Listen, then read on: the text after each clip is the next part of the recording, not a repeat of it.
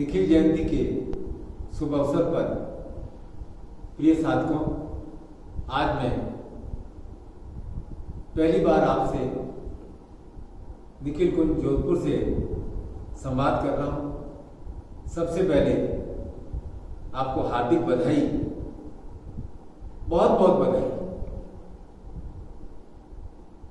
गुरु जन्म दिवस की, गुरु अवतरण दिवस की। और आप सब आज मेरे साथ जोर से बोलेंगे, हैप्पी बर्थडे गुरु जी। आप सबकी वाणी, आप सबका अपने अपने स्थानों पर हजारों हजारों साधकों शिष्यों का एक साथ गुरु जय जयकार बोलने से ही मन में प्रसन्नता का संचार हो जाता है। आप खुद अपने मन का अवलोकन करो, कितने आप प्रसन्न हो रहे हैं। आज पंडाल नहीं है, कोई बात नहीं, हम पूजन कर रहे हैं, हम साधना कर रहे हैं, उत्सव संपन्न कर रहे हैं। ये दिवस सबसे अधिक महत्वपूर्ण है आपके लिए, मेरे लिए, सभी साधकों के लिए।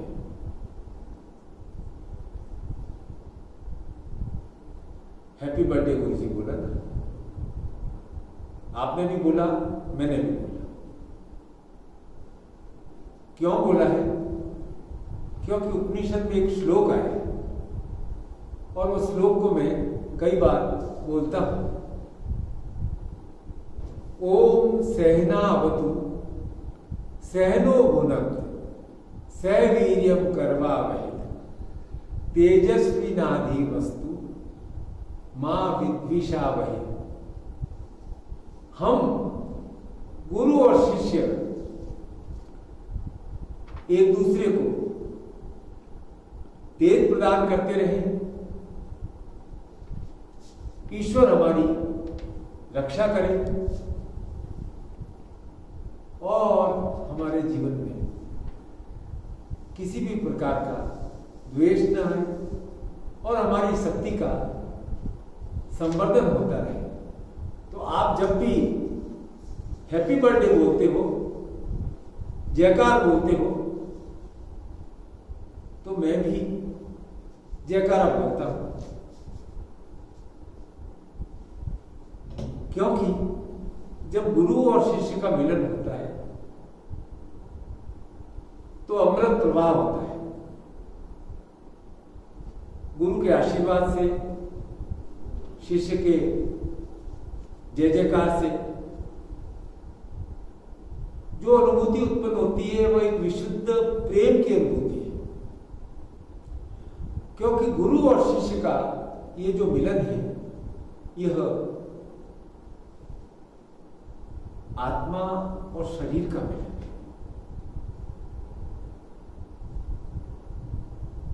आत्मा कब प्रसन्न होती है? जब वह किसी शरीर से मिलती है, इसीलिए हम संसार में आते हैं।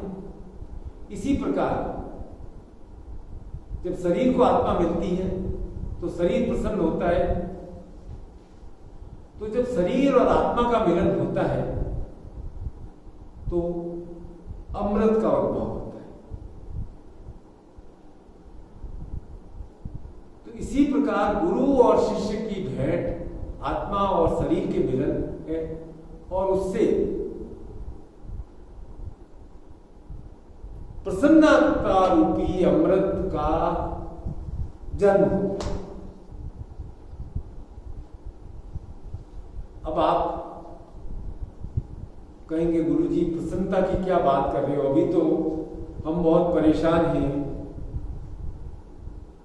कोरोना की कुछ बात करो, आप कोरोना से डरे हुए। अरे भाई, कोरोना क्या है? एक विषाणु, और उस विषाणु की समाप्ति अमृत बिंदु से संभव है। जहां अमृत आएगा वह विष समाप्त हो जाएगा। और अमृत आएगा कैसे? अमृत बिंदु का उत्पन्न कैसे होगा?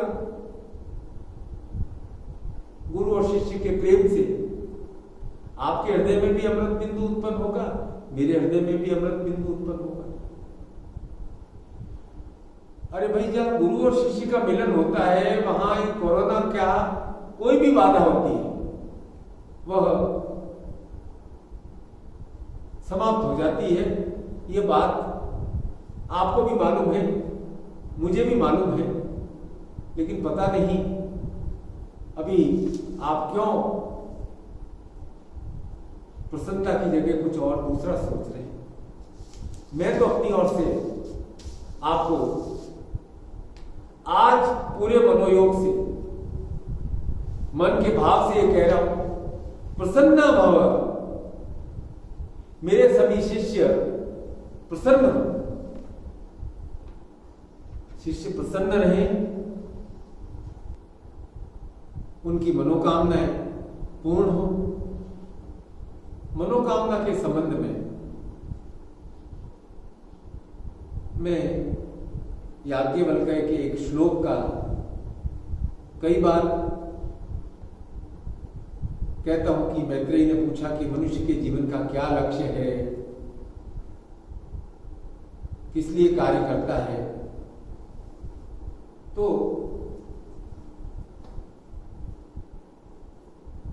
याज्ञवल्क्य ने कहा कि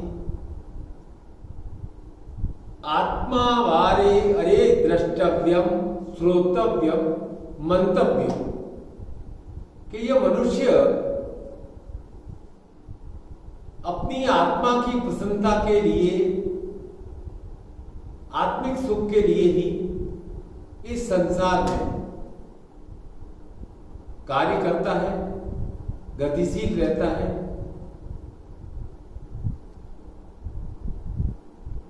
पहले मैंने आत्मा और शरीर का बताया कि जहां आत्मा और शरीर का मिलन होता है वहां अमृत छलकता है, अमृत आता है। तो हमारा सारा कार्य आत्मा की प्रसन्नता के लिए है, शरीर उसमें हमारा सहयोगी।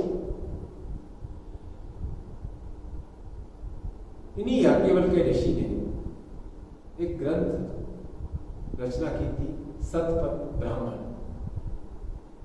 उसमें सृष्टि के संबंध में बहुत विस्तार से वर्णन आया है। सृष्टि के रचयिता कौन? मनु। कि किस प्रकार मनु ने संघर्ष कर इस मानवता को, सृष्टि को बचाया,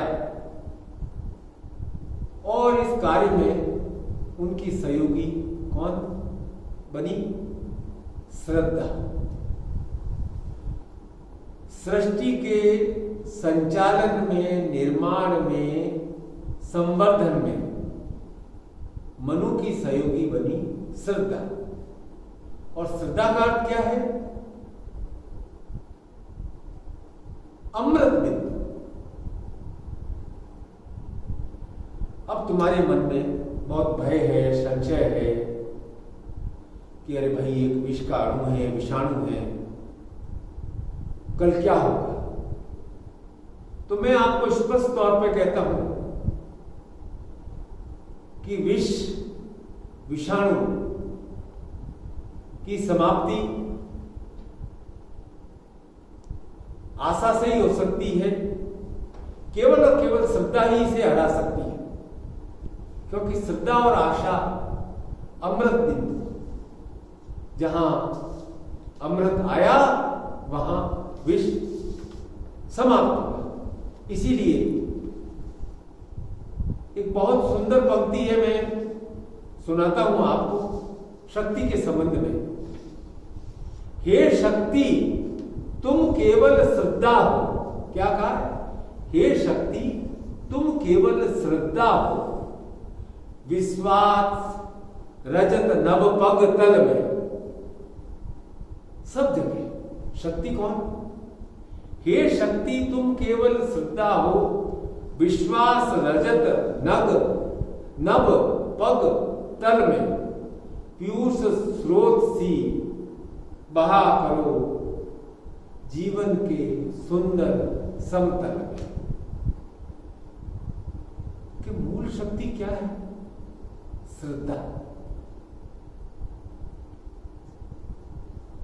श्रद्धा, इसीलिए हम शक्ति की प्रार्थना करते हैं तो सबसे पहले कहते हैं या देवी सर्वभूतेषु श्रद्धा रूपेण संस्था, या देवी सर्वभूतेषु शक्ति रूपेण संस्था, नमस्तस्यै नमस्तस्यै। या देवी सर्वभूतेषु मात्र रूपेण संस्था, नमस्तस्यै नमस्तस्यै नमस्तस्यै।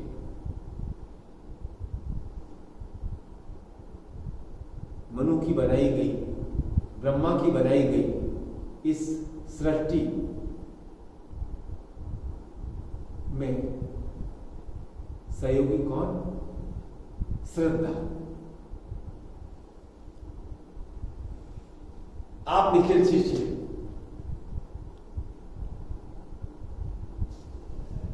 आपको मैं आज याद दिलाना चाहता हूं कि अभी 2-1 वर्ष पहले मैंने आपके लिए कविता लिखी थी।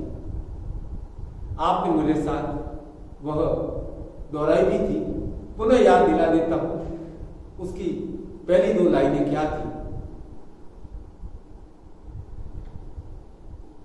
एक हाथ में प्रलय, दूसरे हाथ में सृजन लिए चलते हैं। हम निखिल शिष्य हैं, बाधाओं का शमन किए चलते हैं।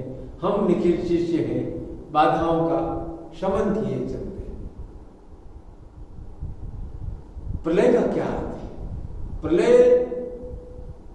और सृजन साथ साथ चलते हैं। ऐसा नहीं होता है कि आज प्रलय हो गया, कल से सृजन शुरू होगा। प्रलय का अर्थ है पुराना टूटना और नवीन की उत्पत्ति होते रहना। संक्रमण काल भी कह सकते हैं। अभी गंगा यमुना नदियां हमारी साफ हो रही है, प्रदूषण समाप्त हो रहा है। जो पुरातन था, टूटा फूटा है, एक तरह से कहा जाए, प्रकृति अपने आप को स्वच्छ कर रही है।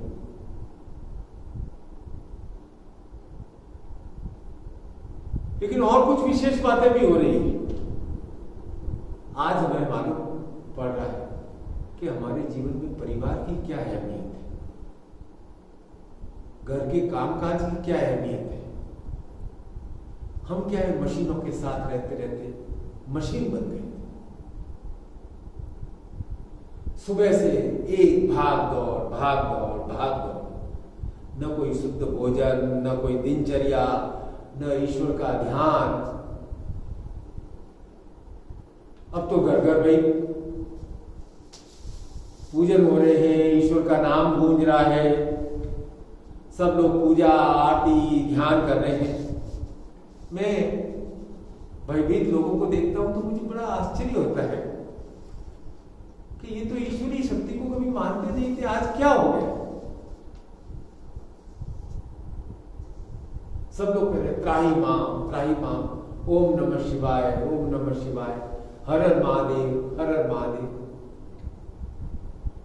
वैसे मुझे ऐसा लगता है कि मनुष्य ने ऐसा समझ लिया था कि उसकी सत्ता विराट है। एक छोटे से भय ने मनुष्य को यह एहसास दिला दिया है कि ये मानव तुम्हारी सत्ता बड़ी नहीं है, ये ईश्वरीय सत्ता है जो इस संसार को चला रही है। आप समझदार हैं, योग्य हैं, नया रचा जा रहा है। अरे भाई, भावों का उदय होना है, ये भावों का उदय होना ही सृष्टि में एक बहुत बड़ी घटना है कि हमें सबको एहसास होना है कि ईश्वरीय शक्ति कितनी महान है।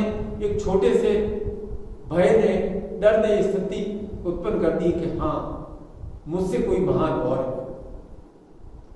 आज हमें बहुत सीखने को मिल रहा है। धन को इतनी अहमियत देते थे, अब मालूम पड़ा है कि नहीं, धन से बड़ा परिवार है। आज ये सीख मिल रही है कि सबसे बड़ा धन स्वास्थ्य है। आज ये सीख मिल रही है कि केवल शरीर का स्वास्थ्य नहीं, मानसिक स्वास्थ्य भी आवश्यक है। आज ये सीख मिल रही है कि सबसे बड़ा बल आत्मबल है। और यह भी समझ में आ गया है कि शरीर की छोटी मोटी व्याधियां तो स्वाध्याय से, सात्विक भोजन से अपने आप दूर हो जाती है। हम पहले छोटी सी तकलीफ होती थी, एकदम डॉक्टर के पास भागते थे। अब हमारा ये शरीर अपने आप छोटी मोटी बीमारियों को तो स्वस्थ कर रहा है, क्योंकि आप अपने अंदर आत्मबल प्रदान कर रहे हैं कि नहीं, छोटी मोटी व्याधि अपने आप ठीक हो जाएगी। आपकी दिनचर्या संयत हो गई है, आप तो साधक हो। और उससे भी बढ़कर मैं कहता हूं कि आप गुरु से मिलते हो, गुरु से जुड़े हुए हो, आप अमृत पुत्र हो। और अमृत पुत्र के शरीर में तो विषाणु प्रवेश कर ही नहीं सकता। अभी विषाणु कोई दूसरे रूप में आ सकता है यदि आपने फिर भी समझदारी नहीं रखी तो।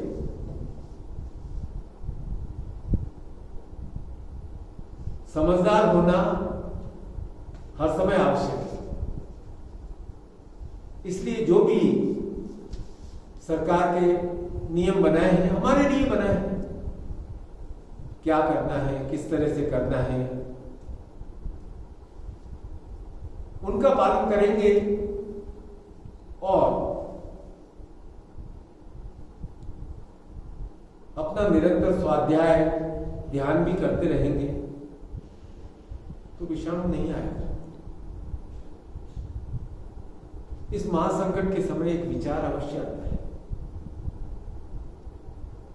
हम मन के भीतर प्रवेश करते हैं, मेरे जीवन का लक्ष्य क्या है,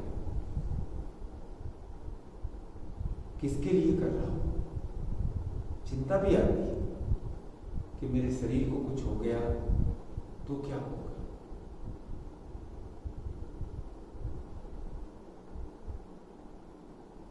चिंता मत करो, आप मनुपुत्र हो, आप सृजन करता हो,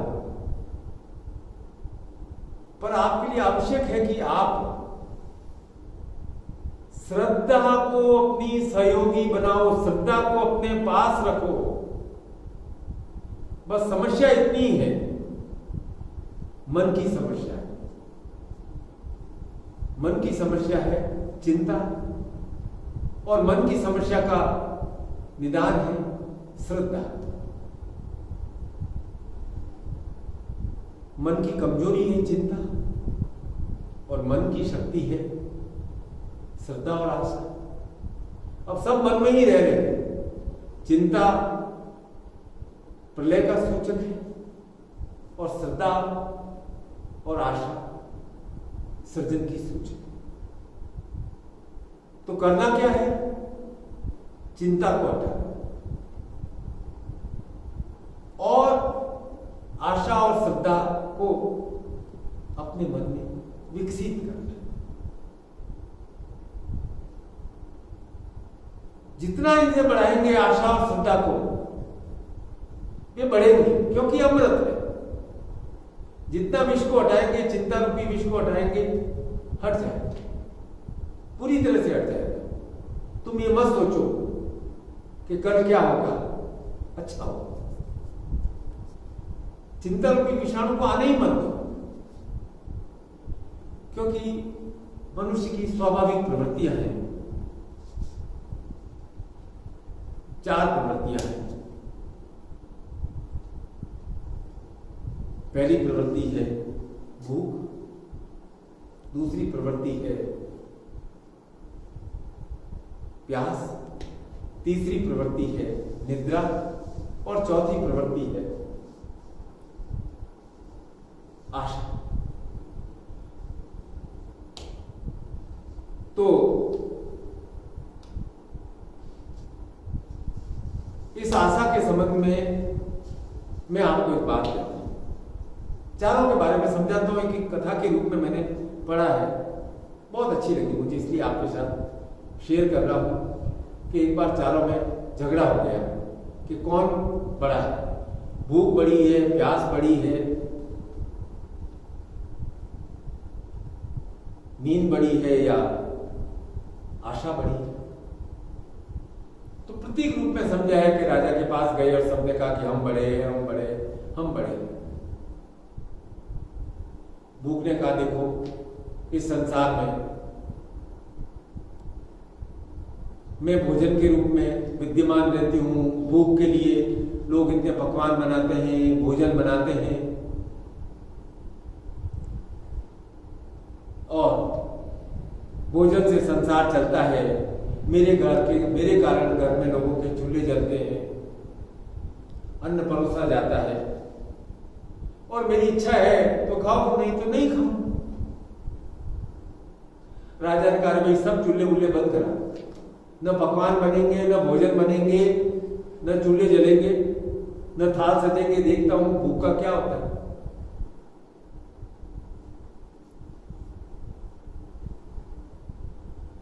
सुबह हुई, कोई अन्न वगैरह नहीं बना, शाम हो गई, रात हो गई,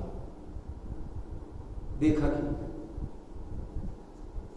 भूख एक जगह कोने में बासी अन्न खा रही थी। भूख ने भी मान लिया कि मैं बड़ी नहीं।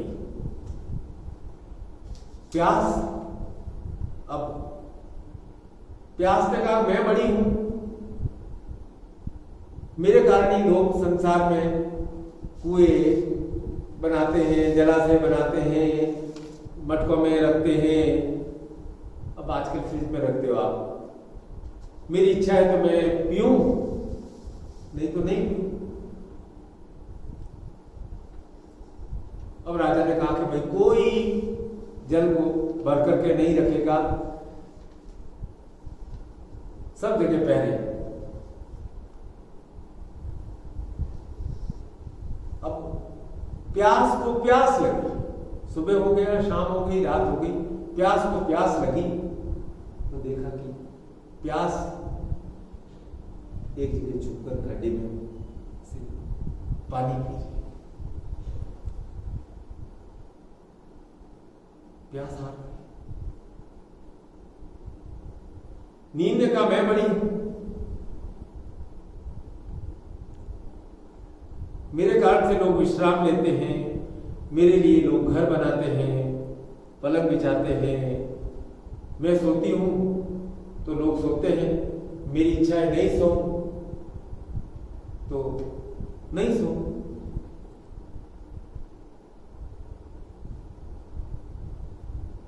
उसने भी अपनी पूरी कोशिश कर ली, सुबह हुई, शाम हुई, रात हुई, आखिर नींद को भी नींद आ गई। थक हार करके उबड़ खाबड़ जगह में नींद भी सो गई। तब यह प्रूव हो गया कि भूख, प्यास, नींद बड़ी नहीं है। लेकिन राजा के मन में एक प्रश्न आया कि आशा तुम तो ये सिद्ध करो कि तुम बड़ी कैसे हो।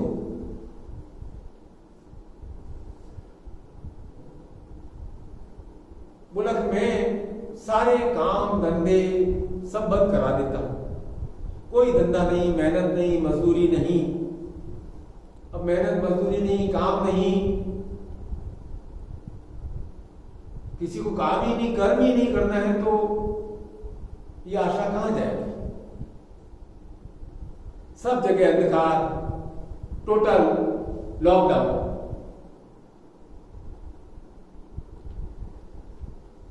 भ्रमण को राजा ने चुना, देखा कि एक जगह एक कारीगर छोटा सा दिया जला करके टिमटिमाटे प्रकाश में अपना काम कर रहा। वो कर्म कर रहा है टिक गई। आशा कहां जाकर टिक गई? जहां कर्म हो रहा है। जो निराश हताश होकर के बैठ गए थे, वहां आशा नहीं टिकती। आशा वहीं टिकती है जहां कर्म।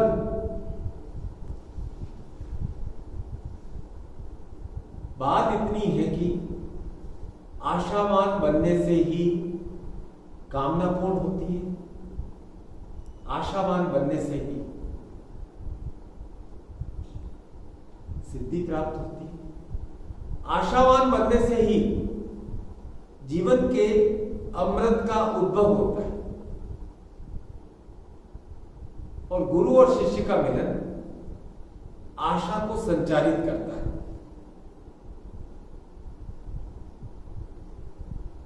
बात बहुत गंभीर नहीं है। आशा कभी निराशा भी बन जाती है।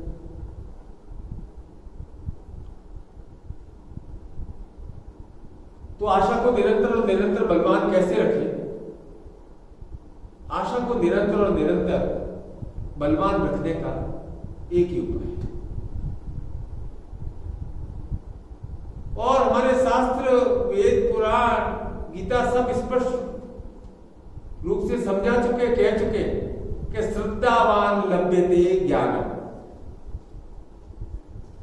कि ज्ञान किसे होगा? जो श्रद्धा को रखे। श्रद्धावान हमेशा लाभ की स्थिति में रहता है, उसे ही जीवन में आनंद प्राप्त होता है। चिंता से नहीं, बहुत भागदौड़ करने से नहीं, मानसिक तनाव से नहीं, श्रद्धा से ज्ञान प्राप्त होता है। और ज्ञान का अर्थ क्या है? गुरु। इसीलिए आप जो प्रार्थना में कहते हैं ना, गुरु ब्रह्मा गुरु विष्णु गुरुदेवो महेश्वर गुरु साक्षात परब्रह्म तस्मै श्री गुरुवे नमः, लेकिन उसके साथ एक और लाइन भी होती है, अज्ञानातिमिरान्धस्य ज्ञानांजन शलाकया येन चक्षुरुन्मिलितं तस्मै श्री गुरुवे नमः। तो अज्ञान क्या है? मन का अविश्वास। और इस अविश्वास के कारण ही मन में संशय होता है, अविश्वास के कारण ही भय आता है। और अविश्वास और भय रहेगा तो मन में उथल पुथल रहती है। मन में उथल पुथल रहेगी तो कार्य सिद्धि नहीं होगी। तो अज्ञान का नाश, अज्ञान का समन केवल और केवल श्रद्धा के द्वारा ही संभव है। क्योंकि श्रद्धा कौन है? अमृत बिंदु। इसलिए मैं कहता हूं ना, अज्ञानातिमिरान्धस्य से ज्ञानांजन चला गया। अरे भाई, छोड़ दो सब भार गुरु पर, पूरी श्रद्धा के साथ। आप ही तो कहते हो, शिव स्वयं कहते हैं, स शिव स गुरु स शिव। आप एक काम करो, अपनी श्रद्धा को अंकुरित होने दो। अपनी श्रद्धा को अंकुरित होने दो, होने दो, होने दो। नवीन का सृजन होगा, नवीन की यह रचना अपने आप हो जाएगी। अज्ञान अर्थात दोष समाप्त हो जाएगा, विषाणु समाप्त हो जाएगा, अज्ञान अर्थात चिंता समाप्त हो जाएगी। इसलिए मैं आज पुनः कहता हूं कि आज फिर बोलो, एक हाथ में प्रलय, एक हाथ में प्रलय, दूसरे में सृजन लिए चलते हैं। हम निखिल शिष्य हैं, बाधाओं का शमन किए चलते हैं। हम निखिल शिष्य हैं, बाधाओं का शमन किए चलते हैं।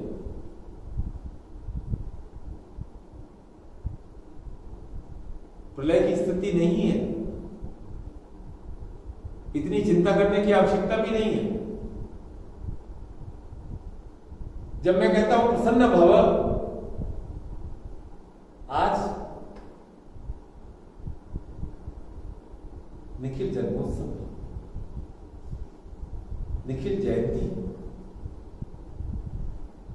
और आपको बड़े प्रेम के साथ, आनंद के साथ, ज्ञान के साथ मन की शंकाओं को हटाकर प्रयास तो करना पड़ेगा।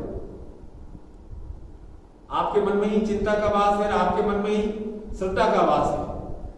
अब आपको लगता है कि कौन ज्यादा अच्छा है, निश्चित रूप से श्रद्धा और आशा ही जीवन में अच्छी है। चिंता तो अच्छी होती ही नहीं। चिंता शरीर का नाश करती है, मन का नाश करती है, चिंता क्रिया का नाश करती है। तो आज 21 अप्रैल को बहुत प्रेम के साथ गुरु पूजन करना है, साधना करनी है, गुरु मंत्र का जप करना है। और इस 21 अप्रैल के लिए मैंने आपको विशेष रूप से क्रिया योग साधना लिखी थी। उस क्रिया योग साधना को करना है। क्रिया योग का अर्थ है कि शरीर के चक्रों का जागरण, कि हमारी शक्ति कहीं संकुचित हो जाती है, कहीं ठहर जाती है, जबकि शक्ति स्वाभाविक रूप से ऊपर उठनी चाहिए, जिससे कि वह हमारे बुद्धि में भी जाए, हमारे हृदय में भी आए, हमारे कंठ में भी आए और हम चैतन्य हों। हम चैतन्य होंगे तो सब प्रकार की बाधाओं का शमन कर सकते हैं। चैतन्य होना अर्थात चिंता को समाप्त करना है। चिंता ले जाती है चिता की ओर, चिंतन ले जाता है जीवन की ओर, जीवंतता की ओर। तो आज हमें हमारे उस शरीर के चक्रों को, शक्ति को और विशेष रूप से जागृत करना है। शांत भाव से, त्राईमाम करते हुए नहीं करना है। अरे मेरी रक्षा करो, अरे मेरी रक्षा करो। गुरु तुम्हारे जीवन में है तो भाग ले रहे, रक्षा के साथ साथ आपका पालन भी होगा, संवर्धन भी होगा, सब कुछ होगा, क्योंकि आपके साथ में गुरु का आशीर्वाद है। गुरु और शिष्य का मिलन है अमृत बिंदु। अमृत का उद्भव जब गुरु और शिष्य का मिलन होता है, जैसे आत्मा और शरीर का मिलन होता है, उसी प्रकार गुरु और शिष्य का मिलन। आज अब आप जब सुन रहे हैं तब भी आपका और मेरा मिलन हो रहा है, वाणी के द्वारा, वाक के द्वारा। आप अपनी श्रवण इंद्रियों से सुन रहे हैं, तो वाक शक्ति और श्रवण शक्ति का यह मिलन, यह मिलन बार बार क्या 1000 बार नित्य प्रति आवश्यक है। आज आप और प्रेम के साथ पूजन करना, घर को जैसे भी सजा सको सजाना, पंचोपचार, षोडशाचार पूजन करना, अपने को भी तिलक लगाना, गुरु को भी तिलक लगाना, अक्षत चढ़ाना, प्रसाद चढ़ाना, स्वयं और प्रेम के साथ वह चढ़ाया हुआ प्रसाद नैवेद्य को ग्रहण करना। और यदि हो सके तो आज अपना एक चित्र मुझे भेज देना, मैं देखूंगा। मेरा आशीर्वाद हर क्षण आपके साथ है। कभी भी आप अपने आप को अकेला मत समझना। सद्गुरुदेव निखिल की असीम कृपा हमारे ऊपर निरंतर और निरंतर बरसती रहे। आज इस अवतरण दिवस पर हम नमन करते हैं। हे सद्गुरुदेव, आपकी ये कृपा हमारे जीवन में निरंतर और निरंतर बरसती रहे और मैं आपको आशीर्वाद प्रदान कर रहा हूं। मंत्रार्था सफला संतु मनोर्था, सत्तु नाम बुद्धि नासे मित्राणामस्य विघ्ना विनाशमाय नाशमाय सत् प्रयत्ना सफला संतु मनोरथा। आप सभी प्रसन्न हो, आप सभी श्रेष्ठ आयु प्राप्त करें, आप स्वस्थ हो, आपकी मनोकामनाएं पूर्ण हो। आज निखिल जयंती के अवसर पर, निखिल अवतरण दिवस पर आप सभी को मेरा नमन है, आशीर्वाद।